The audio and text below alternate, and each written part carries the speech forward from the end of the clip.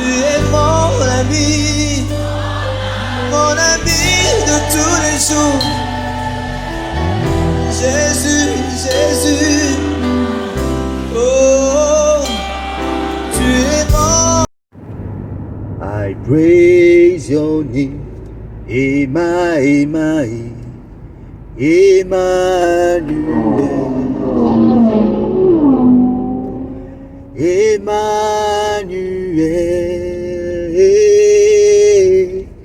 Emmanuel, I praise your name. Bonjour, chers amis, chers frères, et tous ceux qui vont écouter ce live, ce recording.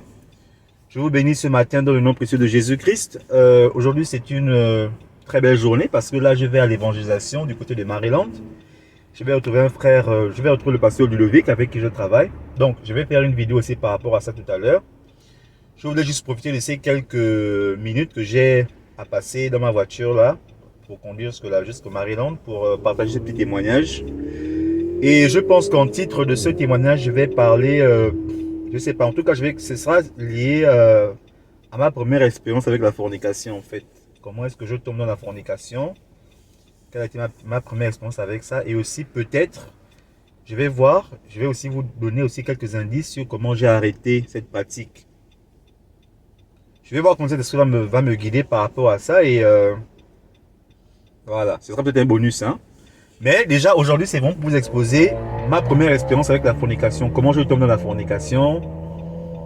Et voilà, parce que je veux vraiment encourager tout un chacun de vous. Parce que je sais que la fornication, bon, la fornication c'est quoi? C'est avoir des rapports sexuels avant mariage, je pense. Hein? En tout cas, lorsque tu es chrétien et que tu as des rapports sexuels avec une femme, bon, pour les hommes, c'est une femme, pour les femmes, voilà, pour les femmes, ce sont les hommes, parce que là, on n'est pas dans les affaires de l'homosexualité, on parle par rapport à la fornication, et par rapport à mon cas aussi. Lorsque j'ai des rapports sexuels hors mariage, c'est ce que nous les chrétiens nous appelons fornication. Hein, parce qu'il y a une différence entre la fornication et l'adultère, je pense. L'adultère, c'est quand tu es marié, mais tu as des rapports sexuels avec une autre femme que ta femme. Et la fornication, je pense que c'est quand tu as des rapports sexuels et que tu n'es pas marié, c'est-à-dire que tu as des rapports sexuels hors mariage. Voilà. Bon, maintenant pour les plus malins, si jamais je me trompe, je suis un être humain, corrigez-moi sur les commentaires. Et voilà, donc aujourd'hui c'est ce que je vais exposer. Je vais exposer comment est-ce que je tombe dans la fornication. Ma première expérience avec la fornication en fait. Bon, pour commencer cette vidéo, déjà, je voudrais faire un peu la genèse de... Parce que vous savez, le péché, c'est bon, c'est plus facile de dire oui, je suis tombé dans la fornication. Mais il faut aller à la base, il faut aussi le comprendre. C'est pour ça que lorsque Jésus faisait un miracle, la Bible disait que, ému de compassion, parce qu'il était capable de comprendre la personne qui était en face de lui. Donc c'est important de comprendre. Et aussi parce que je fais cette vidéo, c'est pas pour encourager les gens à aller dans la fornication, c'est justement pour aider ceux qui sont dans la fornication, ou bien ceux qui tombent dans la fornication. Leur donner quelques indices par rapport à mon expérience, comment ils peuvent sortir de là. Et aussi leur rappeler que il n'y a pas de plus grand péché, il n'y a pas de plus grand ou plus petit péché. Le péché est le péché, que tu voles, que tu mentes, quoi que tu fasses, c'est le péché. La fornication devant les yeux de Dieu, c'est au même titre que le vol, les petits vols, les mensonges et tout ça en fait. Donc, si jamais tu te retrouves dans la fornication et que tu es chrétien, sache que Jésus-Christ t'aime, il ne te condamne pas. Tout ce qu'il souhaite pour toi, c'est que tu te relèves et que tu reviennes à lui, tu marches. La preuve en est que moi qui vous parle aujourd'hui, j'ai fait ce genre de vidéos. Je glorifie le nom du Seigneur. Mais avant, j'ai aussi vécu dans la fornication. La fornication ne m'a pas disqualifié plus que ça de l'appel que Dieu avait mis dans mon cœur, de ce que Dieu voulait pour moi, ou bien de l'amour de Dieu. C'était une situation que j'ai vécue, qu'il fallait que je sorte de là. Et j'ai béni beaucoup le Seigneur parce que la Bible déclare que Dieu aime le pécheur, mais il est le péché. C'est-à-dire que Jésus-Christ, quel que soit le péché que tu pratiques dans ta vie aujourd'hui, quelle que soit l'addiction à laquelle tu es, l'addiction à laquelle, par exemple, quelque chose qui te retient vraiment captif dans le péché, sache que Jésus-Christ t'aime, toi. Mais Dieu est le péché, il déteste, il a ça en horreur. Il n'aime pas le péché, il ne supporte pas le péché. Il n'a pas d'affinité avec le péché. Bon, donc je vais commencer ce petit témoignage et j'ai pris que le Saint-Esprit puisse m'aider par rapport à ça parce que ce n'est pas des choses faciles à partager. Donc, nous sommes, je crois, en l'année 2007, entre l'année 2007 et 2008. Je viens d'obtenir mon baccalauréat et je vous invite. J'ai fait une vidéo précédente avant celle-ci que j'ai déjà postée. Visionner ce témoignage, ça va vous donner une vue d'ensemble de ma vie par rapport à mes études et tout. Comme ça, vous allez un peu vous situer. Quand je dis que j'ai eu mon baccalauréat, vous saurez un peu à quel moment certains événements sont passés dans ma vie. Donc, nous sommes en 2007-2008. Je vais d'obtenir mon baccalauréat et je cherche à voyager. Je cherche à quitter le Gabon pour l'étranger pour continuer mes études. Donc, pendant cette période-là, les choses ne se passaient pas comme je l'aurais souhaité. Il y a eu beaucoup de choses qui sont passées pendant cette période. Vous savez, mon père me disait souvent à l'époque, Ronis, aujourd'hui tu n'as rien. Parce que avant, à la base, j'étais quelqu'un qui... Je servais beaucoup le Seigneur. J'étais très zélé pour les choses de Dieu. J'étais toujours à l'église. Je prêchais la parole de Dieu. J'étais un enfant à l'âge de 18 ans, de 14 ans à 18 ans. J'étais quelqu'un de très imprégné par la parole de Dieu, par les choses de Dieu.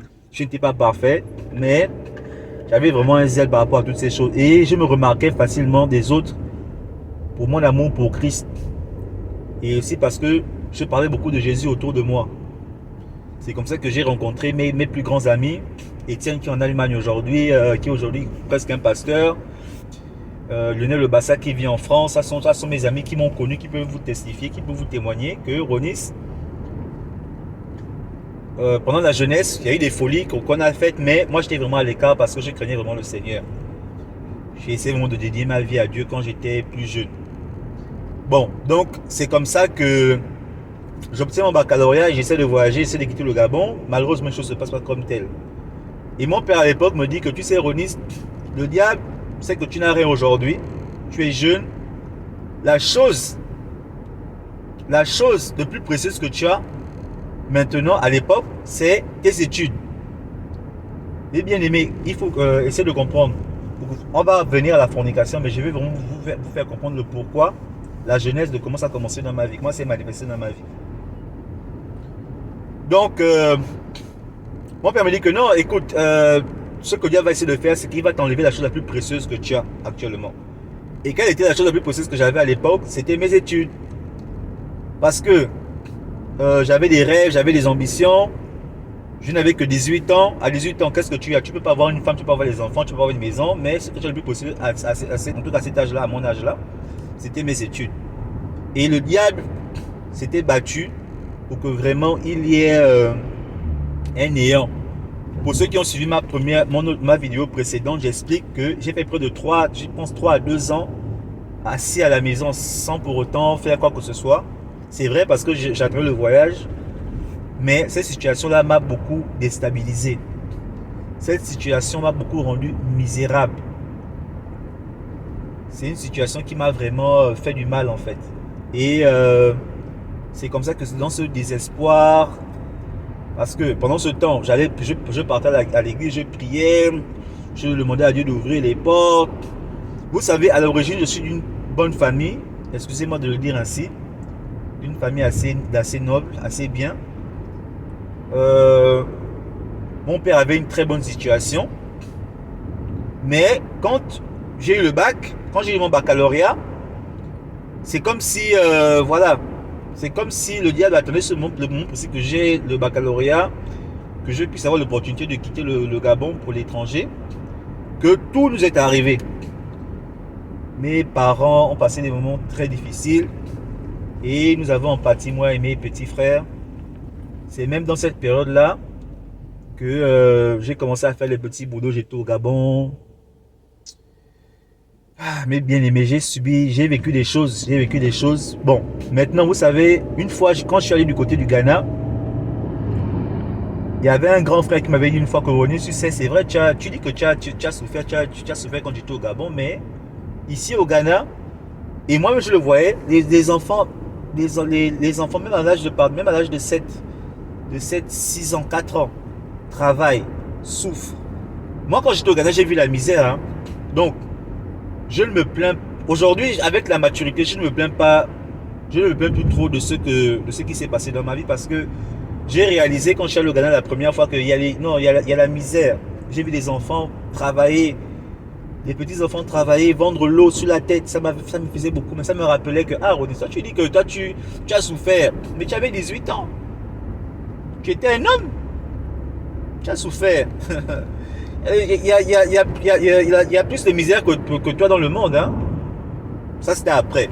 Mais à l'époque, j'estimais que j'avais... En tout cas, à l'époque, pour moi, je passais vraiment un moment difficile. Parce que je n'avais jamais connu ce genre de misère, ce genre de situation, ce genre d'épreuve. Mes parents avaient beaucoup de problèmes et ça nous a beaucoup affectés. Et à l'époque, nous étions obligés de travailler. Moi et mon petit frère, nous travaillions, nous faisons les petits boulots au Gabon. Vous imaginez pour un enfant qui a toujours vécu dans le confort, dans le luxe, voilà quoi, il perd tout du jour au lendemain comme ça. Et il est obligé de se lancer dans une carrière qu'il n'avait pas imaginé faire dans sa vie. Donc c'était un peu ça à ce moment précis. Donc ça m'affectait beaucoup émotionnellement et je pleurais beaucoup à l'époque. Je pleurais beaucoup parce que j'ai réalisé ma misère. Souvent je cassais des cailloux en bord de route pour gagner des 100 francs. Pour ceux qui connaissent, pour ceux qui sont au Gabon, 100 francs c'est l'équivalent de quoi? De 1 dollar. Même 1 dollar c'est même trop parce que 1 dollar c'est 500 francs CFA. Donc c'est l'équivalent de moins de 1 dollar. Je cassais des cailloux pendant que je voyais mes amis passer avec leurs parents dans les voitures de luxe, me regarder de haut, me dire que vraiment, ah, le gars a été intelligent quand on était à l'école, mais vraiment, qu'est-ce qui se passe dans sa vie? Mais tout ça m'a bien aimé. J'ai béni aussi le Seigneur parce que ça a formé mon caractère. Ça a formé ma personnalité en fait. Ça fait de moi ça fait de moi le bagarreur que je suis devenu après. Les difficultés, déjà, à la base, j'étais quelqu'un de travailleur, mais quand je suis passé par là, ça a vraiment encore travaillé encore mon caractère en tant qu'homme, quoi. Quelqu'un qui ne renonce pas, quelqu'un qui se bat, quel que soit ce que les gens peuvent penser de moi. Voici pourquoi les gens ne comprennent pas ma vie. C'est-à-dire que moi, quel que soit ce que tu veux penser de moi, personnellement, ça ne m'affecte pas plus que ça parce que j'ai lavé les cacas des gens pour survivre. J'ai, comme je vous ai dit, arrangé la route. Les gens passent, moi j'arrange la route et puis je demandais les pièces de 100 francs. J'ai fait ça. J'ai fait des choses extrêmes. Donc, aujourd'hui, je ne suis pas affecté par ce que quelqu'un peut penser de moi ou pas. C'est pas mon problème en fait. Parce que je sais ce que j'ai vécu dans ma vie, je sais ce que j'ai vu de mes propres yeux. Je sais jusqu'où je suis allé. Et je connais les gens. Les gens vont t'applaudir aujourd'hui. Et les mêmes gens demain, ce sont aussi ceux qui vont te regarder de travers, qui vont t'humilier. Les gens sont changeants en fait. Voici pourquoi tu peux pas déterminer ta façon de vivre par rapport au regard des autres. Tu peux pas le faire. Si tu le fais, tu seras toujours déçu. Il faut vivre par rapport à toi et par rapport à ce que Dieu veut pour toi. Donc je reprends mon témoignage. Je passe par cette situation-là. Je ne travaille plus. Bon, Amine, excusez-moi. Je ne vais plus à l'école. Je n'avais pas voyagé pour l'étranger. La situation de mes parents se dégrade. Je me mets à vivre une vie de misère, une vie que je n'avais jamais connue, une vie de misère, pleine misère. Je lavais les cacas des gens. Je demandais les 100 francs sur la route. J'ai fait des choses vraiment bien aimées. Quand j'y repense, et je bénis beaucoup le Seigneur parce que voici pourquoi il faut que je fasse ces témoignages pour vous encourager, parce que j'ai la foi de croire qu'il y a quelqu'un quelque part qui passe par les mêmes situations que par lesquelles je suis passé, qui voit les mêmes choses que moi j'ai vues. Et par ce témoignage que je donne aujourd'hui de moi-même, de ma propre expérience, cette personne va retrouver la foi, va retrouver le courage qui lui manque, va retrouver la détermination et va persévérer. Je fais ce témoignage pour que quelqu'un persévère, même si tu es dans le péché, même si tu veux sur la fornication que j'ai vécue, que tu persévères. Le Seigneur va t'aider, il va t'épauler. C'est comme ça que, bon, je suis très affecté émotivement, émotionnellement. Et pour me réconforter, je rencontre quelqu'un. Déjà, les femmes, vous savez, depuis que je suis jeune, hein, pour ceux qui me connaissent, c'était pas un problème pour moi. Hein. C'était pas un problème pour moi. C'est vrai, j'ai juste tombé dans la fornication sur mon précis, mais j'aurais pu faire pire. J'aurais pu faire pire. Et pour ceux qui me connaissent, voilà, ils vont vous dire, j'aurais pu faire pire, mais bon, c'est pas ça le sujet. Le sujet, c'est pas, j'étais moins fornicateur que d'autres, j'étais dans la fornication et c'est tout, le péché c'est le péché. Si j'étais mort à ce moment précis, je serais là en enfer. Voilà. Tu peux connaître 10 000 femmes, tu peux connaître une seule femme. Si tu es dans la fornication, la Bible dit que le seul du péché c'est la mort. Voilà. Donc, c'était ça. Mais je m'étais vraiment réservé de mener vraiment une vie de désordre. À l'époque, j'ai rencontré quelqu'un et je m'étais attaché à la personne. C'est comme ça que je tombe dans la fornication. Je cherchais un réconfort. En fait, je cherchais à m'évader de ma situation, de ce par quoi je passais, de ce par quoi je traversais. En fait, ce que je cherchais un échappatoire. Et c'est aussi, on va aussi dire un manque de maturité parce que l'échappatoire, ce n'est pas de se tourner vers le péché, mais au contraire de s'accrocher à Jésus. Bien que je continue de prier, hein, en fait, je menais la vie de quelqu'un, il est à l'église, il vit aussi une vie de péché. Voilà, c'est ça que je menais comme vie. Parce que je n'ai pas abandonné l'église, je n'ai pas abandonné la prière. Mais dans ma faiblesse, je continue de prier, mais j'ai vécu aussi ma vie dans la fornication. Et le premier jour que je tombe dans la fornication, je me rappelle, ça comme c'était hier, ça c'est un petit bel épisode de cette partie-là. Quand je tombe dans la fornication, la première fois que je couche une femme, ce jour-là, pour ceux qui sont tombés dans la fornication, comme moi je ne sais pas, mais ça c'est mon témoignage, le jour où je couche une femme pour la première fois, j'ai fait des rêves. J'ai fait des rêves, j'ai vu comment l'homme de Dieu, chez qui j'ai prié à l'époque, me consolait, me disait que non, il faut demander pardon. Et je pleurais dans le rêve que Seigneur, je suis tombé dans la fornication, j'ai connu ma première femme, Seigneur. Et dans le rêve, j'ai vu comment l'homme de Dieu venait me réconforter, me dire que non, Onis, c'est pas grave, tu es tombé dans la fornication, mais le Seigneur t'aime, il ne faut pas te décourager. Jésus connaît les problèmes la situation par laquelle tu passes. Il ne faut pas te décourager, mon fils, Jésus-Christ t'aime. J'ai vu dans le rêve, le jour où je suis tombé dans la fornication, le premier jour où je suis tombé dans la fornication, j'ai vu ça, j'ai fait un rêve, j'ai fait ce rêve-là. Et le matin, quand je me suis réveillé, j'étais tellement dans les tourments que je suis allé voir la femme de Dieu parce qu'à l'époque, moi, j'allais à la prière chaque 6 h du matin quand j'étais au Gabon à l'époque. Parce que de toute façon, à l'époque, je ne faisais rien. J'étais à la maison. Donc, je vais voir la femme de Dieu à l'église à 6 h. Après la prière de 6 h et tout, j'ai dit, maman, pardon, il faut que je te parle. Elle me dit que mon fils, c'est comment? J'ai dit, ah, maman. J'ai dit, maman, j'ai quelque chose à te confier. Elle me dit que, ok, viens, on va parler. C'est pour ça que je confie à maman que non, maman, écoute, là où tu vas, là, je suis tombé dans la fornication hier. Vraiment. Et j'ai fait des rêves, je vois le Seigneur me parler et tout. La maman était surprise. Parce qu'en fait, avant, j'avais l'étiquette d'un bandit. On me voyait comme un bandit de grand chemin. Bon, à l'époque, j'étais chaud, hein, et puis j'ai mis m'habiller. Donc, quand les gens me regardaient comme ça, ils me donnaient des étiquettes, quoi. Bon, moi, je les en veux pas. Hein. À l'époque, j'étais chaud. Et puis, c'est ce que je montrais, en fait. Mais en réalité, je ne connaissais pas le monde des femmes. Voilà. Je m'habillais, c'est vrai. J'étais chaud, c'est vrai. Mais je n'étais pas quelqu'un de... je ne menais pas une vie... voilà, quoi. Et je me rappelle ce jour, elle m'a posé la question, elle m'a dit que non, mais la dernière fois que tu t'es dans la fornication, c'était quand? J'ai dit que maman, c'est la première fois. Elle était surprise que, oh, c'est la première fois que tu es dans la fornication. J'ai dit que oui, maman, c'est la première fois. Elle pensait que j'ai dit. Donc, parce que les gens avaient cette étiquette de moi, quoi. Comme j'étais chaud, comme j'ai mis m'habiller, et moi, je savais parler aux femmes à l'époque. Donc, les gens pensaient que non, tant moi, j'étais vraiment, voilà. Et mes bien-aimés, c'est comme je vous le dis, c'est cette situation qui m'a amené à connaître ma première femme à tomber dans la fornication.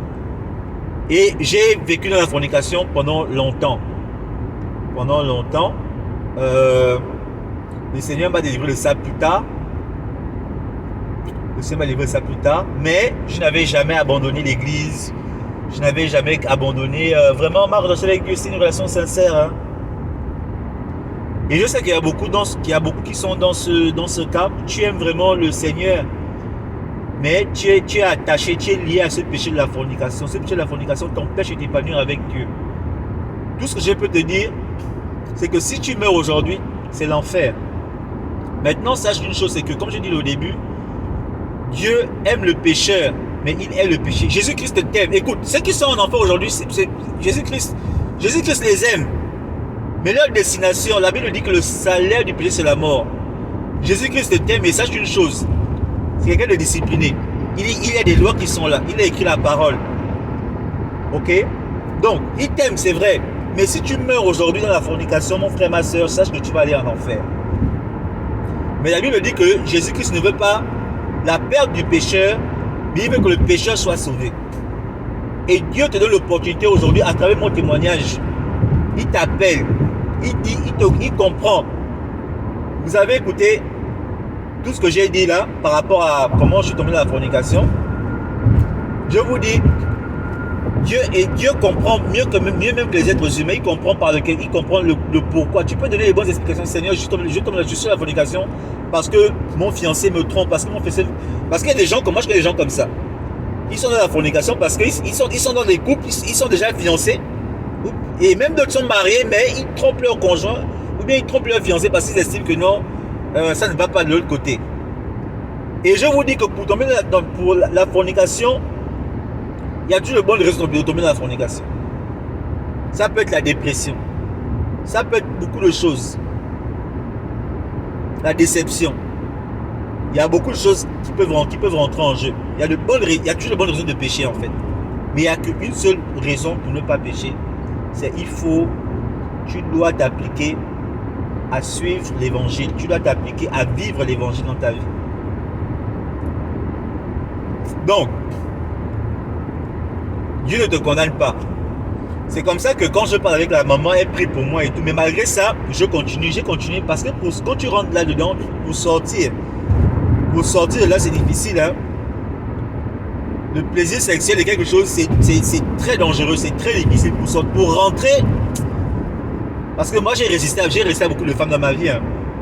Mais quand je suis rentré dedans, aïe aïe aïe. La grâce que j'ai eue, c'est juste que j'étais pas quelqu'un qui papillonnait, qui avait plusieurs relations. Sinon, j'aurais pu faire beaucoup de désordre. J'aurais pu faire beaucoup de choses. Et j'ai béni beaucoup le Seigneur pour ça, parce que malgré ça, j'étais juste attaché à une seule femme. Bien que les femmes, je vous dis, même jusqu'ici aux États-Unis, je n'ai jamais de problème avec les femmes. Hein.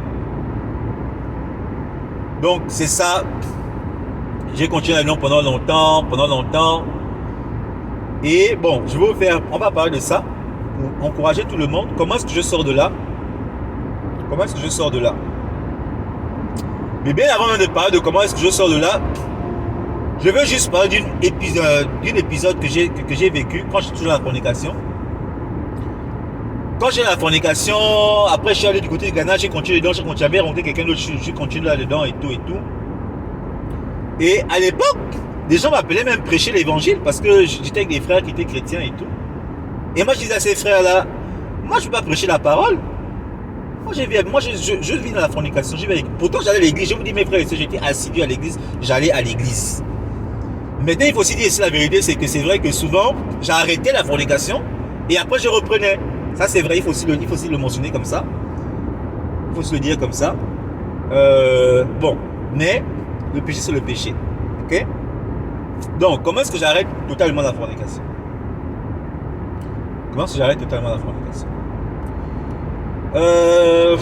C'est aussi aux États-Unis. C'était en les années 2014, 2015 quand j'arrive. 2014 on va dire. Bon, je sais pas, entre 2014 et 2015. J'arrive ici et à l'époque, j'étais toujours en couple avec une fille, avec la fille avec qui j'étais du côté du Ghana, excusez-moi. Et c'est comme ça que ça se passe très mal. Ça se passe très mal avec les affaires de distance et tout. Ça se passe très mal. Et j'aimais beaucoup cette fille à l'époque. C'est comme ça que dans le désespoir,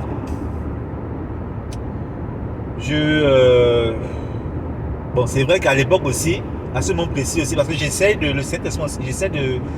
comme je vous l'ai dit, j'essaie d'être le plus clair possible, le plus honnête possible. Donc il y a des choses que j'oublie, que j'essaie de mettre en lumière pour que vous compreniez mon témoignage.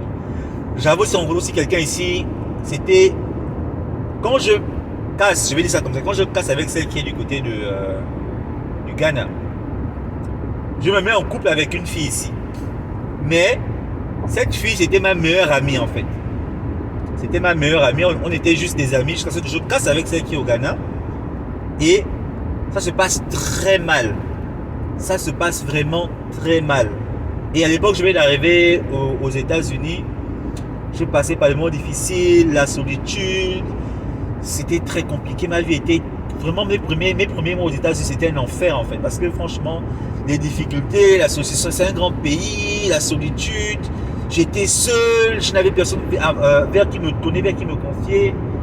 Bon, je me sépare de celle qui est au Ghana, ça se passe très très mal. Et à l'époque, j'avais une amie qui était ma meilleure amie à l'époque. Et après, je me mets en couple avec elle. Et avec elle, j'ai pas eu de relation sexuelle. Mais avec elle aussi, ça se passe pas bien. Parce que j'étais pris entre deux feux. En fait, le Saint-Esprit était déjà en train de me parler que Ronis, il est temps pour toi d'arrêter avec la pratique de la fornication. Et c'est comme ça que le Saint-Esprit me parle. Et moi-même déjà, je dis à Dieu que Seigneur, j'ai vécu toutes ces années dans la fornication. Qu'est-ce que ça m'a apporté? Au contraire, même c'est même là où c'est même maintenant que j'ai vu les déceptions. Le plaisir de quelques heures là. Après, c'est pour des moments de déception et de déception. Donc, j'ai dit à Dieu que Seigneur, je ne pense pas. La fornication, il faut que tu nous la forces d'arrêter. J'étais déjà au Gabon, j'étais déjà ici aux États-Unis, donc l'environnement était propice pour que j'arrête. Quand je dis que l'environnement était propice, parce que mon ancienne copine était au Ghana. Eh bien, mon Jésus, et mon cœur bouillonne d'amour. Tu es, je le dis, je t'aime, tu le sais. Et celle que j'avais rencontrée ici, bon, c'était pas... le Seigneur m'a fait grâce. Je n'étais pas quelqu'un... En fait, la fornication, c'est pas quelque chose qui... Je suis rentré dedans à cause des problèmes, à cause des choses par lesquelles je passais. Mais à un moment donné, c'était plus présent dans ma vie. J'avais déjà une vie on va dire un peu plus stable par rapport à ça. Et j'avais plus de raison de continuer dedans en fait. C'est vrai qu'ici j'ai vécu des difficultés et tout, j'ai vécu des moments difficiles. Mais c'était pas aussi pesant que comme j'étais. Et puis j'avais gagné en maturité. J'avais gagné en maturité. Donc, j'ai dit Seigneur, j'arrête. Je vais arrêter avec ça. C'est comme ça que j'arrête avec la fornication. De façon définitive.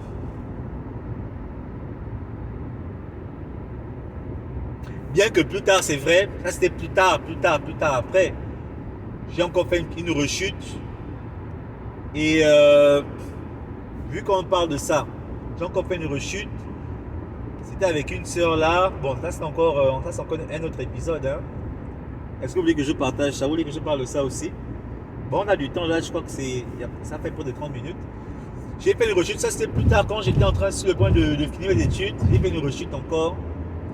Mais ce n'était pas quelque chose qui a perduré. C'était vraiment quelque chose, est-ce que moi dit ça comme ça, d'un soir. Mais après, je me suis ressaisi. Tout de suite après, j'ai demandé pardon à la fille. Et je l'ai même attiré vers le Seigneur parce qu'aujourd'hui, si elle connaît le Seigneur, le Seigneur m'a utilisé pour elle en fait. Après cette rechute-là.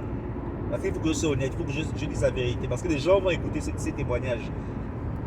Et il faut qu'ils puissent dire qu'effectivement, ce que le frère Van dit, c'est la vérité. Ça, c'est vraiment un peu plus tard. Mais en 2014-2015, j'arrête totalement avec cette pratique-là. Et voilà. Et c'est comme ça que le Seigneur m'a épaulé. Donc, je veux juste dire, je sais que c'est difficile. Et moi, je vais vous dire quelque chose. Hein. Vous savez, je n'ai jamais de problème avec les femmes. Même quand j'ai arrêté la fornication. Moi, j'ai vécu avec un pasteur quand j'étais du côté d'Oklahoma. Le pasteur Sébastien, il pourra vous dire. La fornication, les femmes, c'était pas un problème pour moi. Ça n'a jamais été un problème. J'ai arrêté la partie de la fornication, je marchais avec les femmes. Les femmes me couraient après. La fornication n'a jamais été un problème. Coucher avec une femme, ça n'a jamais été un problème pour moi.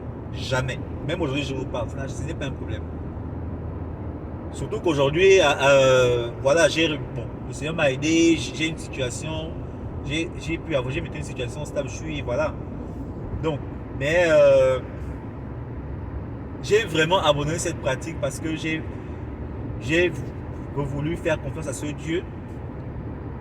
J'ai vraiment dit à Dieu que Seigneur, je veux vraiment te suivre, mais de façon totale. Je ne veux pas te suivre parce que la partie de la fornication, c'est quelque chose, c'est-à-dire que tu prends tes deux pieds, c'est-à-dire que tu réfléchis, tu dragues une femme, tu réfléchis. C'est pas comme la masturbation ou la pornographie où un mot d'inattention, voilà, tu es là-dedans. La fornication, tu prends tes deux pieds, tu réfléchis, tu dragues une femme, tu fais la cour à une femme, ou bien tu te laisses courtiser par un homme, tu crées un environnement, tu crées une atmosphère et tu tombes là-dedans. C'est un peu comme David. Lorsque David, dans la Bible, David c'était un homme qui a tué la femme d'un de ses généraux, d'un de ses soldats David c'était un homme qui a tué, il a tué un autre homme pour pouvoir avoir sa femme. Excusez-moi, j'étais en train de me tromper dans ce que je disais. Et il a mûri ça, c'est-à-dire qu'il complotait, il réfléchissait comment est-ce que il va tuer cet homme pour avoir sa femme. C'est ça la fornication. La fornication, tu planifies, tu crées l'environnement. Tu réfléchis, ça peut être pendant des mois. Tu peux draguer une femme pendant des mois, pendant des semaines, mais voilà. Et le Seigneur m'a aidé à sortir de là. C'était pas facile, mais le Seigneur m'a fait grâce. Et comme je vous l'ai dit, quand je suis sorti de la fornication, ce n'était pas les femmes. Je vous dis même jusqu'aujourd'hui, je vous parle, ce n'est pas les femmes qui me manquent. Voilà, c'est vraiment parce que le Seigneur a mis cette ferme décision en moi et le Saint-Esprit en moi m'a aidé à vaincre cette chose. Parce que je ne voulais pas être le genre de chrétien. Voilà, j'ai un pied là, j'ai un pied dedans, un pied dehors. Je l'ai fait pendant des années, ça m'a mené nulle part. Ça m'a mené nulle part. Et j'ai béni beaucoup le Seigneur parce qu'il m'a aidé à sortir de ça. Maintenant, aujourd'hui, je veux parler à tous ceux qui sont là-dedans. Et j'en connais plein. Ce sont des frères, des amis à moi, des sœurs. Ce sont des gens que j'aime beaucoup. Moi, j'en connais beaucoup qui sont dans cette situation. Tout ce que je peux vous dire, mes frères et sœurs, c'est que, en tant que chrétien, la fornication, écoutez, Jésus-Christ, Dieu t'aime. La Bible dit qu'il aime le pécheur, mais il est le péché. C'est-à-dire que si tu meurs aujourd'hui, ta direction, c'est l'enfer. Parce que Dieu ne supporte pas le péché. Il n'a aucune affinité avec le péché. Donc, ta destination, là où je te parle, là, si tu meurs dans cette situation, tu sers le Seigneur, tu vis dans la fornication. Sache une chose, si tu meurs aujourd'hui, ta destination, c'est l'enfer. Maintenant, la bonne nouvelle, c'est quoi? La bonne nouvelle, c'est que Dieu t'aime. Et que si tu suis ce message jusqu'au bout, c'est que vraiment, tu as envie de sortir de ça. Tu as envie de vivre une vie de sanctification. Et Dieu connaît cette volonté que tu as dans ton cœur. J'ai exposé ma vie. Ce n'est pas pour faire beau, ce n'est pas pour te faire plaisir. Ce n'est pas pour que tu puisses... voilà, non, c'est pour t'aider, toi qui m'écoutes aujourd'hui. Toi qui vis cette situation. Tu peux vivre cette situation parce que tu es affecté émotivement. Comme moi j'ai été. J'avais perdu mes études, mes parents avaient des problèmes, j'étais dans une dépression et je suis tombé dans la fornication. Mais le péché ne se justifie pas parce que le salaire du péché, c'est la mort. Si j'étais mort dans la fornication, je serais en enfer aujourd'hui. Mais Dieu m'a fait grâce aujourd'hui, je suis sorti de la fornication et je te partage ce témoignage afin que toi aussi tu puisses être édifié, afin que toi tu puisses être convaincu sous le contrôle du Saint-Esprit, d'arrêter cette pratique et de revenir à Jésus, de revenir à la vérité de l'Évangile. Personne n'a besoin de te prêcher que la fornication n'est pas une bonne chose. Personne. Tu sais que la fornication n'est pas une bonne chose. Mais tu as besoin qu'on t'aide à sortir de cette pratique. Tu as été déçu par des hommes. Voici pourquoi aujourd'hui tu n'as pas le courage, tu n'as pas la force de sortir de ça. Peut-être que la fornication était moyen pour toi de t'échapper. Moi, je connais des gens qui vivent la fornication juste parce que elles ont été violées par leur propre papa.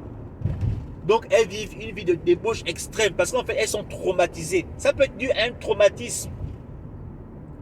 Voici pourquoi aujourd'hui, tu ne peux pas laisser le sexe hors mariage. Mais sache une chose, la Bible dit que le diable n'est là que pour dérober, égorger et détruire. Quel que soit le pourquoi tu justifies ce que tu vis aujourd'hui, ta façon de vivre aujourd'hui, sache que ta destination, c'est l'enfer. Le diable n'est juste là pour te détruire seulement. Mon frère, ma soeur, Jésus-Christ t'aime. Et il peut t'aider à sortir de là. Il peut te délivrer de cette pratique. Il peut sauver ta vie. Moi, malgré que j'ai vécu dans la fornication, je n'ai connu que la déception. Je n'ai connu que le tourment. Je n'ai connu que le désarroi. Je n'ai connu que de la mélancolie. Ça ne m'a pas aidé. Et tous mes frères et sœurs qui vivent dedans aujourd'hui, ils ne sont pas heureux là-dedans. Dans cette pratique. Et toi, tu es un chrétien, tu sers le Seigneur. Le Seigneur veut t'utiliser, mais il te demande une chose. Tu dois sortir de cette pratique. Et j'ai la foi de croire que pendant que je suis en train de prier, le Saint-Esprit est en train de faire un travail. Parce que moi, la Bible dit que elle ne peut pas convaincre un homme, il n'y a que le Saint-Esprit qui peut te convaincre. La première chose, c'est la force de la décision. La Bible dit que lorsque le fils prodigue s'était éloigné, c'était allé loin de son père, à un moment donné, il a eu ce qu'on appelle une prise de conscience. Il s'est rappelé que mais chez mon père, j'aurais pu mieux vivre. Que tu puisses maintenant, pendant que je parle, avoir une prise de conscience par rapport à la pratique de la fornication. Que le Saint-Esprit te convainc maintenant même là où tu es. Que l'Esprit te saisisse. Que toute forme d'esprit qui te pousse à vivre dans cette pratique soit anéantie. Et cela au nom de Jésus. Je suis en train de faire une prière maintenant. Tous ceux qui sont dans la pratique de la fornication, qui veulent sortir de là, ça peut être dû à une déception, ça peut être dû à un abus, ça peut être dû à quel que soit l'exemple pour lequel c'est dû. Je te prie au nom de Jésus que tu sois délivré de la pratique de la fornication dans ta vie. Amen. Donc, c'était un peu ça. J'espère que j'ai pu vous aider par rapport à ça. Je pense que je vais intituler cette vidéo ma première expérience dans la fornication, je pense. Peut-être que plus tard, j'aurai encore dire d'autres choses, parce qu'il y a beaucoup de choses que j'ai vécues. Hein. J'ai vécu beaucoup de choses, ce n'était pas tout. Et tout ça, au fur et à mesure, je pense que pour être honnête, je vais écrire sur ma vidéo ma première expérience dans la fornication, je pense, pour être honnête. Parce que je pense qu'il y a beaucoup d'autres choses que je dois encore dire par rapport à ça. Donc je reviendrai plus tard et je ferai encore d'autres vidéos pour vous expliquer certaines choses que j'ai eu encore à vivre. Pendant que je vous parle, même je sens comment le Saint-Esprit est encore en train de me libérer de certaines choses. Le Saint-Esprit est encore en train de travailler en moi en fait. Et c'est voilà. Et j'ai béni beaucoup le Seigneur pour le courage. Parce que ce n'est pas des sujets faciles. Les gens pensent que les chrétiens sont des gens parfaits. Non, les chrétiens essaient de tendre vers la perfection. Et nous sommes tous des êtres humains. La Bible dit que le juste tombe 7 fois, mais 7 fois le Seigneur le relève. Ça veut dire que tu es déjà juste. Bon, ça c'est encore une prédication. Hein. C'est-à-dire que, écoutez, je vais vous expliquer quelque chose rapidement. On est déjà juste. On est juste parce qu'on a été justifié par Christ qui est mort sur la croix. Quand tu acceptes Jésus te fait de toi quelqu'un de juste. Mais maintenant, le problème, c'est que tu dois vivre dans la sanctification. La justification et la sanctification, ce sont deux concepts qui doivent aller ensemble. Tu es juste parce que tu as accepté Christ, mais tu ne vis pas la sanctification. Et si tu ne vis pas la sanctification, la Bible dit que personne ne verra Dieu sans vivre la sanctification. Donc tu peux être juste, mais si tu ne vis pas la sanctification, tu ne peux pas voir Christ, tu ne peux pas voir Dieu. Ça veut dire que pour toi, ton chemin, c'est l'enfer. Mais tu es juste parce que Jésus t'a justifié. Les choses anciennes sont passées. Il t'a ramené de la mort à la vie. Donc tu es juste. Mais maintenant, tu dois vivre la sanctification parce que sans la sanctification, nul ne verra Dieu. Et la justification et la sanctification sont deux concepts. Je pense qu'un jour, je ferai un enseignement par rapport à ça, si Dieu le permet, et vous allez comprendre. Et j'ai béni beaucoup le Seigneur parce que c'est le Saint-Esprit en moi qui est en train de parler. Mais il y a des choses, je n'imaginais pas vous dire tout ce que je vous dis maintenant là. Il y a des choses qu'il est en train de mettre en moi, et je suis en train de vous partager ces choses-là. Donc, je pense que j'ai prié pour toi, mon frère, ma soeur, qui va tomber sur cette vidéo, qui va suivre cette vidéo. Je pense que j'ai prié pour toi. Et j'ai la foi de croire que ça prendra le temps que ça va prendre, mais tu vas sortir. Le résultat dépend de Christ, le résultat ne dépend pas de moi. Tu vas sortir cette pratique. Dieu t'appelle pour de grandes choses. Et le Seigneur fera son œuvre dans ta vie. Moi, je n'imaginais jamais un jour être aux États-Unis et partager la parole de Dieu, parler de mon témoignage, édifier les gens comme je le fais aujourd'hui. Je ne savais pas, mais Dieu savait. Dieu connaissait. Et j'ai la foi de croire que même si tu te retrouves dans les bars, quel que soit là où tu es, quel que soit ce que tu fais pratique aujourd'hui, sache une chose, tu as l'appel de Christ dans ta vie. Dieu veut travailler avec toi. C'est toi que Dieu a pointé du doigt. C'est toi que Dieu a choisi depuis avant la Bible dit qu'avant la fondation du monde, Dieu te connaissait déjà. C'est toi. Oui. Les plus grands hommes de Dieu, disait la Bible, ce n'étaient pas les plus saints. Ce n'étaient pas les gens qui n'ont jamais péché, qui étaient tellement, non, disait la Bible. Les David, les Paul, lisez la Bible, moi je vous dis, les Pierre, ce n'étaient pas les plus saints. La Bible dit qu'il fait de nous des bases d'honneur. C'est parce que tu as vécu tout ce par quoi tu as vécu, tout ce que tu vis aujourd'hui. C'est parce que tu passes par tout ce par quoi tu passes aujourd'hui. C'est parce que tu es la personne que tu es, que Jésus-Christ t'appelle. Toi, tu es même plus que qualifié. Ben, c'est toi. C'est toi, mon frère. C'est toi, ma soeur. C'est toi que Jésus-Christ est venu chercher. C'est toi. Et avec toi, Dieu va faire de grandes choses. Si Dieu m'avait dit que, Ronis, tu seras aux États-Unis, dans ta voiture, en train d'encourager, en train d'édifier les gens, je ne l'aurais jamais cru. Je ne l'aurais, mes frères et sœurs, je vous dis, et vous pouvez le constater, avec le peu des informations que je donne sur ma vie, vous pouvez constater que je ne serai pas là, je ne suis pas digne, même de vous parler de la parole de Dieu. Qui est-ce que je suis? Moi, j'étais un fornicateur. Je ne suis même pas meilleur que toi qui m'écoutes. Moi, je te dis, j'ai même fait pire que toi. J'ai même fait pire que toi.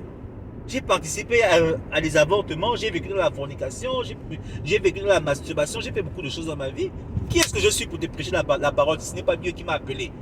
Si ce n'est pas Dieu qui m'a lavé de toutes ces choses, qui m'a justifié, qui m'a amené à vivre la sanctification, qui m'a amené au niveau auquel je suis aujourd'hui. Mon frère, c'est pour te dire qu'il y a un espoir pour toi. Jésus-Christ t'aime, ne sois pas découragé. Sache que Jésus-Christ t'aime, sois fortifié et que vraiment ce message, si ça t'a convaincu, ça t'a touché sous le contrôle de cet esprit, partage le maximum à un frère et une soeur qui vit cette situation. Je vous ai toujours dit que ces vidéos sont faites pour que vous puissiez évangéliser plus facilement à travers les témoignages vivants des personnes que nous sommes. Donc n'hésitez pas à partager mes témoignages aux gens pour que les gens puissent réaliser qu'effectivement il y a la puissance dans la parole de Dieu, il y a de la puissance à être chrétien. Il y a du bonheur à être chrétien. Dans la vie chrétienne, ce n'est pas seulement les tourments, c'est aussi les victoires. La preuve en est, si tu me vois aujourd'hui, je n'ai pas besoin de parler de moi. Voilà. Ma vie témoigne assez de ce que Dieu a fait dans ma vie. Dieu m'a pris dans un village, il m'a amené aux États-Unis, il m'a sorti des pratiques de la fornication, de la masturbation, de la pornographie, de toutes ces choses. Aujourd'hui, il fait de moi un vase d'honneur, quelqu'un qui partage sa parole au plus grand nombre. Et j'ai béni beaucoup le Seigneur pour ça. Et je veux juste conclure en disant que je ne suis pas meilleur que toi qui m'écoutes. Mon rôle, c'est de te rappeler seulement ce que tu connais déjà. Parce que pour ceux qui sont chrétiens, vous connaissez. Et pour ceux qui ne le sont pas, c'est pour que vous sachiez que effectivement ce Dieu agit. Et il veut aussi agir, donc il veut aussi travailler avec toi. Il y a un appel. Arrête de résister à cet appel. Viens à Jésus. Et je vais conclure cette vidéo avec ces paroles. Soyez bénis et on se revoit pour la prochaine vidéo. C'était autobiographie. Et que le Seigneur vous bénisse. Amen. Mon Jésus.